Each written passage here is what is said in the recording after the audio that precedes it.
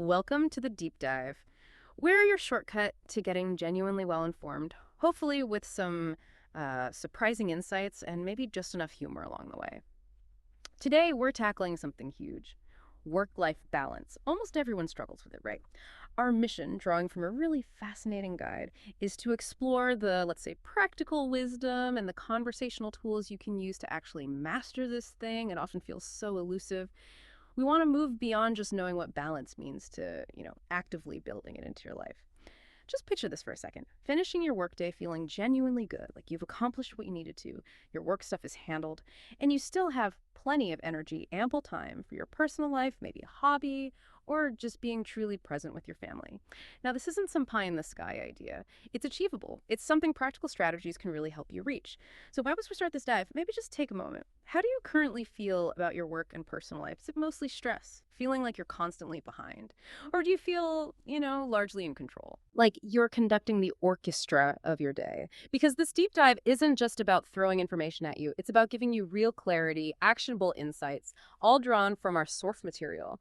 And the sources we're using today, they offer a kind of blueprint. It's this guide focused on practical communication, mindful approaches. And it presents these core ideas not as dry theories, but through like key vocabulary, real conversations, common phrases people actually use. It's like getting a better handle on not just what balance is, but how you can proactively go after it. Yeah, it's interesting, isn't it? We talk about work-life balance all the time, but often we don't really dig into the core pieces. We use the words, sure, but do we really get how they work together, how they function dynamically? The source material, very wisely, I think, starts by making us look closely at these basic terms. And the real insight, the aha moment, isn't just knowing the definition. It's seeing how these ideas connect and how they actually give you levers for control. Exactly. It's not just a vocabulary list. It's about that active dynamic, like you said, between things like schedule and priorities. These aren't just words on a page. They're tools we can use, levers we can pull to, shape our day. So how do we go from just having a schedule to really using it intentionally? We're talking about terms like schedule, priorities, deadlines, stress, relaxation, balance, productivity, and free time. Where do we start? Right. Let's begin with schedule and priorities. The key insight here, I think, is that your schedule shouldn't just be a list of things happening to you. It should be a proactive map of your priorities. So if your top priorities, maybe a big project, family dinner, exercise, if they aren't actually in the schedule, blocked out, well, they often just stay wishes, right? Not reality.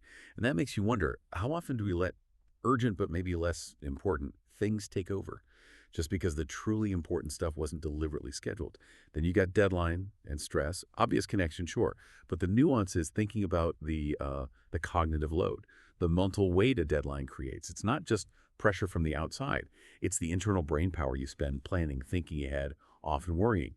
So managing this isn't only about hitting the date. It's about understanding its scope, breaking it down maybe, and dealing with that mental burden before it becomes overwhelming stress.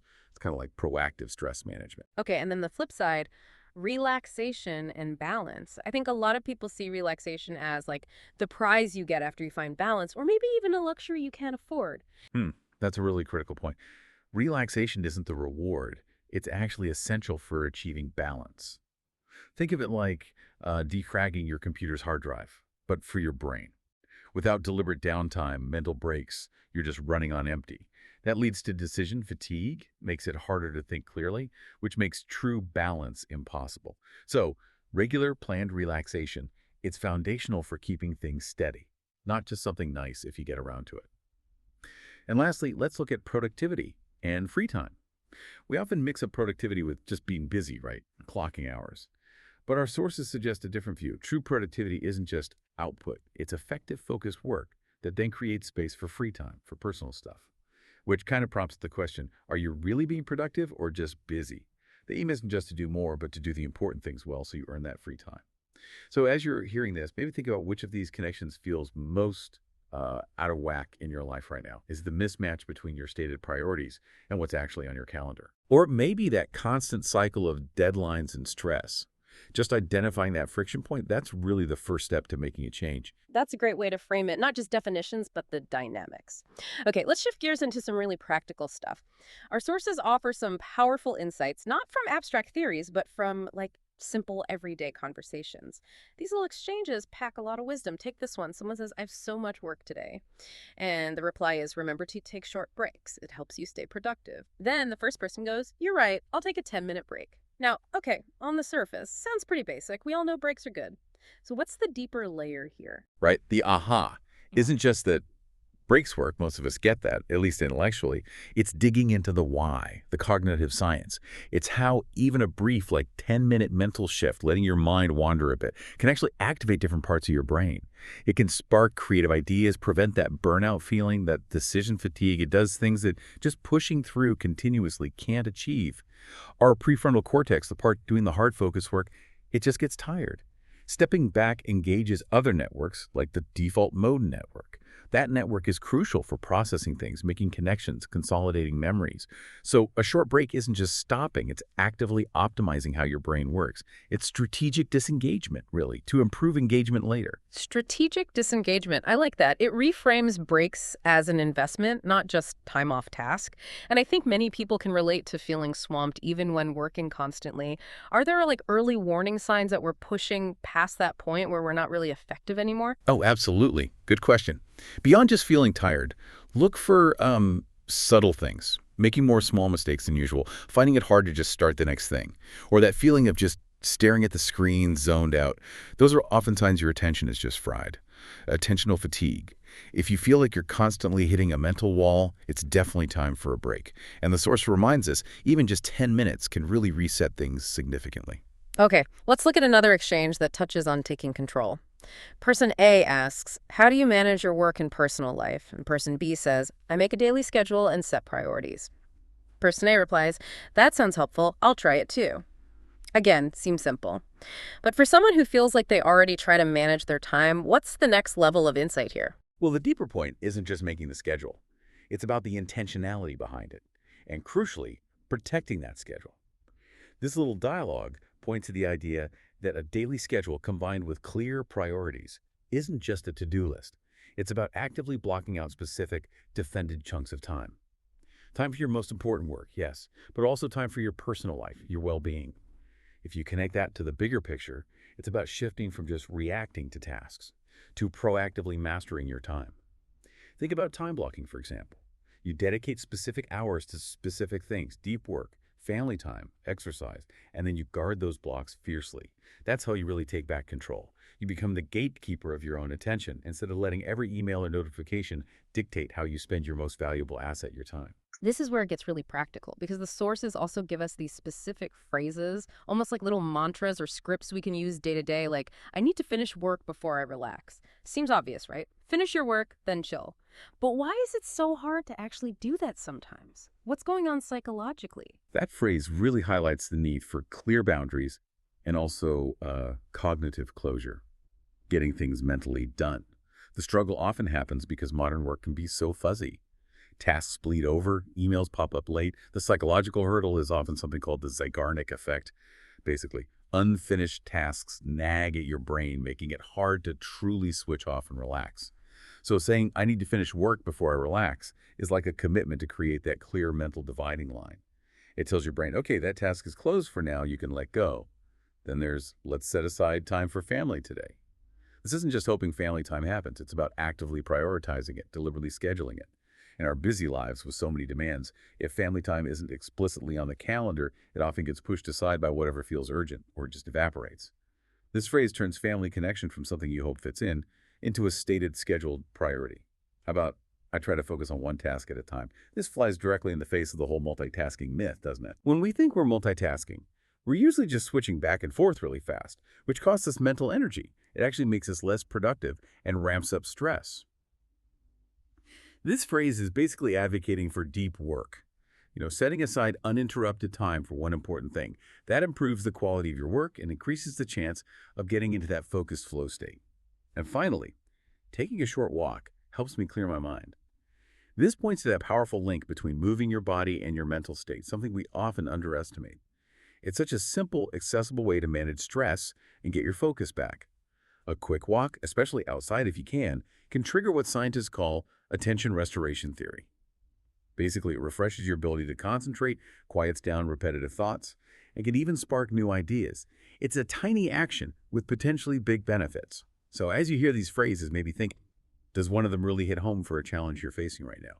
Could making one of these a personal reminder or a conscious habit be a useful next step towards finding a bit more balance? You know, language itself is so revealing, isn't it? It reflects these common human challenges. I'm really curious about how English idioms offer maybe a different, more gut level feel for this whole work life balance thing. Take burn the midnight oil. What does that phrase really tell us about how we view work? Like in the example, I had to burn the midnight oil to meet my deadline. That's a great observation. Burn the midnight oil. It paints such a vivid picture, doesn't it? Intense effort, late nights, often driven by a looming deadline. And while, okay, sometimes that might be necessary for a short burst, the phrase itself kind of implies a state of imbalance, maybe even unsustainability. The deeper truth it might touch on is its connection to hustle culture. This idea that constant overwork is somehow noble or necessary. It makes you ask, right, how often are we burning the midnight oil because we absolutely have to, versus because it's become a habit? Or maybe we feel pressure to look busy or dedicated. It's usually a short-term fix with long-term costs like burnout. Yeah, that resonates. And then there's keep your head above water. That feels like the default mode for so many people sometimes. Like the example, during busy weeks, I try to keep my head above water. That idiom is perfect. It captures that feeling of just managing, barely coping when things are really stressed or overwhelming. It's purely survival mode, isn't it? It's definitely not thriving or finding balance. The key thing to realize is that just keeping your head above water often means you're in this state of constant low-level stress. All your energy is going into just staying afloat, not actually moving forward or improving things. Recognizing that difference is crucial. It helps shift the goal from just surviving to actively building strategies for real well-being. It begs the question, what would it take to actually swim instead of just tread water? Okay, moving to something a bit more positive, we have take it easy, as in on weekends, I take it easy and relax. Simple words, but important. Absolutely. It sounds simple, but take it easy, encapsulates that vital need for active relaxation, for deliberate disengagement. It's not about being lazy. It's an instruction to yourself, really. Permission to slow down, recharge, do things that fill your tank back up, mentally and physically. This idea of actively taking it easy is the necessary counterbalance to periods of intense effort. It's essential for preventing burnout and actually helps maintain performance over the long haul. It lets your brain regenerate, gives you fresh perspective. And then the big one, the classic that sums it all up. All work and no play. The source quotes the proverb. All work and no play makes life dull. Yeah, that one cuts right to the heart of it. It directly calls out the negative impact of zero balance. It highlights that endless productivity without any free time for enjoyment, fun, connection. It doesn't just make life feel flat or dull.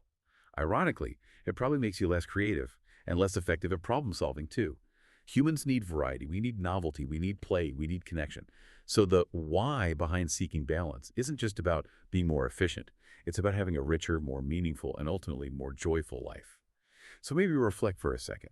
Which of these idioms feels most familiar right now? Are you constantly burning the midnight oil, just keeping your head above water?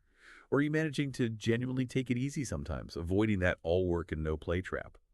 The language we reach for often reveals those underlying patterns in our lives. So let's bring this all together. What does this mean for you listening right now? In this deep dive, we've tried to go beyond just talking about work-life balance to really looking at its underlying structure. We started with those key terms: schedule, priorities, stress, seeing them not just as words, but as interconnected levers you can actually pull to shape your day. Then we looked at the wisdom hidden in simple conversations, unpacking the science behind why short breaks work, the real power of intentional scheduling and time blocking. We explored specific phrases you can use, almost like mental tools, setting boundaries like finish work before I relax, or prioritizing well-being with focus on one task, or taking a short walk. And finally, we saw how common idioms like burn the midnight oil or keep your head above water reflect our shared struggles and hopes around finding genuine balance. Yeah, and the real value here, hopefully, isn't just learning some new ideas. It's about getting a sharper lens, a more sophisticated way to look at your own daily life, your own routines. These insights drawn from the sources can empower you, help you talk about your needs more clearly, maybe negotiate boundaries better, and just generally proactively shape how you experience work and life. It's really about consciously shifting from just reacting to things to becoming the deliberate architect of your own time and well-being. So as we close out, here's a final thought to maybe carry with you. Think about the power of small, consistent actions, the cumulative effect. If you could put just one of these ideas into practice, starting tomorrow, maybe it's setting one clear, protected priority in your schedule each day, or committing to 2 10-minute relaxation breaks, or making that short walk truly non-negotiable. What single small step, done consistently, do you think would bring the most immediate and noticeable sense of balance back into your day? Remember, consistency often beats intensity.